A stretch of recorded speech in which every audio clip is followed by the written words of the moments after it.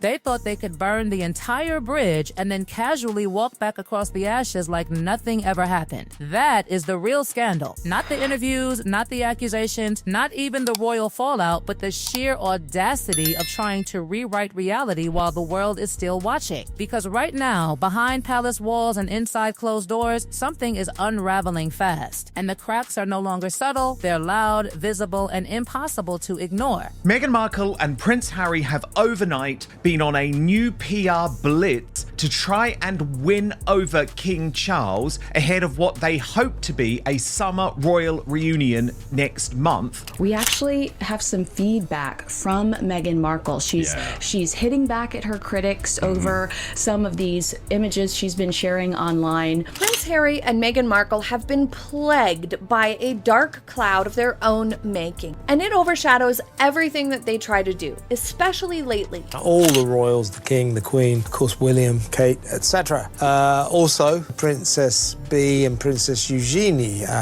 Andrew Mountbatten Windsor's kids, controversially, they were there. Harry and Meghan's absence were absolutely conspicuous by their absence. And that right there, that is the foundation of everything. Years of public betrayal, carefully packaged, monetized, and broadcast to millions. Every interview, every documentary, every page of that book, it wasn't just storytelling, it was demolition. And now suddenly, the same people who swung the wrecking ball are hovering near the gates again, expecting them to open. But here's where it gets uncomfortable, because Britain didn't forget, Britain didn't forgive, and Britain definitely didn't stay silent. Harry and Meghan's strategy to create a sensational, albeit largely fictitious, storyline out of the royals and their time working for the monarchy was a recipe for media success. But notice the distinction between media success and personal and reputational success.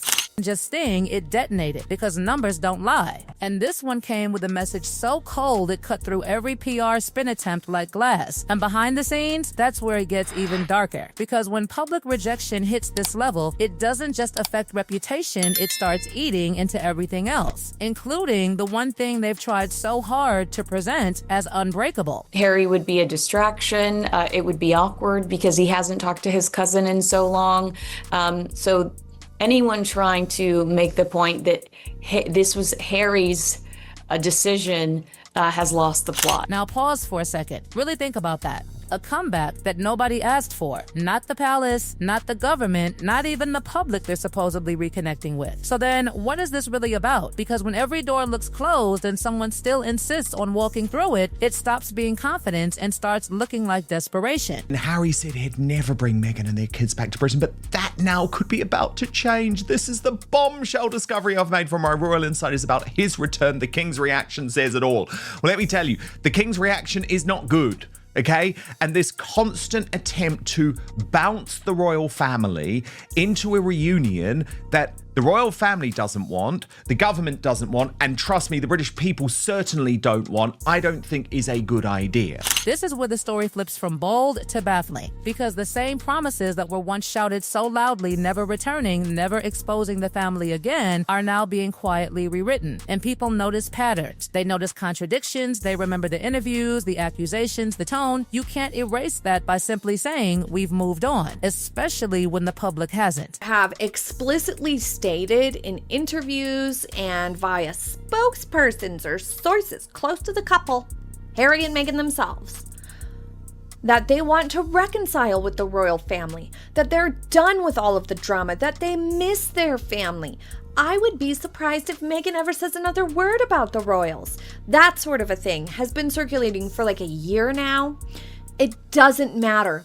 Nobody cares. And nobody believes them. And that's the real problem. Memory. Because the public doesn't just remember what was said, they remember how it felt. The humiliation, the accusations, the sense that something deeply private was turned into global entertainment. And now, suddenly, there's talk of reconciliation. But reconciliation without accountability doesn't land as peace, it lands as strategy. That word, pivot, that's exactly what people are seeing. Not growth, not regret. A pivot. A calculated step back into a space that was once once set on fire, with the expectation that everyone will pretend the flames never existed. But here's the twist: they didn't just walk out of that fire, they carried it with them. And now it's following them back. Because while the surface story is about charity and events, underneath it there's something far more brutal unfolding. Data, cold, unforgiving data that doesn't care about narratives or reinventions. And when that data dropped, it didn't just whisper, it roared. 19%. Let that sink in. That's not just low. That's collapse. That's a complete reversal from the fairy tale beginning that once had an entire nation watching with admiration. And now, that admiration has flipped into something far sharper, far colder. And once public perception reaches that level, it doesn't just bounce back overnight. Because this isn't about one bad interview or one misstep. This is about a pattern, a consistent trail of controversy that's built up over years, layer by layer, until it hardens into something permanent. And now, every move they make is being filtered through that lens. Every post, every appearance, every statement at all feels rehearsed, calculated, almost like a performance designed to convince people of something they've already decided they don't believe. And here's the part nobody can ignore anymore. If the country already feels this way on paper, what happens in real life? What happens the moment the cameras aren't controlled, the crowd isn't curated, and reality steps in unfiltered? Because that moment is coming. And when it does, it won't just test their image, it will expose it. And this is where the story stops being just about public rejection and starts turning into something far more volatile, far more personal, and far more dangerous. Because while the outside world is watching the comeback attempt unravel, insiders are whispering about something even bigger cracking beneath the surface: the marriage itself. Behind the curated photos, the polished appearances, and the carefully staged narratives, there's a completely different picture being painted. One where the unity looks forced, the timing feels off, and the distance isn't just physical, it's emotional. Because while one side is pulling toward Britain, toward family, toward unfinished ties that never truly broke, the other side is digging in, resisting, refusing to step back into a place tied to scrutiny, pressure, and a past that refuses to stay buried. And when two people are moving in opposite directions like that, it's not tension anymore, it's fracture. But it doesn't stop there, because this return isn't just about geography, it's about control, about conditions, about demands being quietly placed behind the scenes before any step is even taken. And that's where the palace tension explodes into something almost unbearable. Because according to whispers swirling through royal circles, this isn't a humble return. It's a negotiated one. Terms, requirements, expectations about how things must be handled before any appearance is even considered. And for a family that has already endured years of public exposure, the idea of reopening that door under pressure doesn't feel like reconciliation, it feels like a trap. Now think about how that lands inside the palace. A father who wants peace, who wants resolution before time runs out, but who also knows that every private moment risks becoming public content. Every conversation, every gesture, every attempt at rebuilding trust could be recorded, reframed, and released. That fear isn't imagined, it's learned. It's been proven before. And once trust breaks at that level, rebuilding it isn't just difficult, it's almost impossible. And then there's the issue that keeps quietly fueling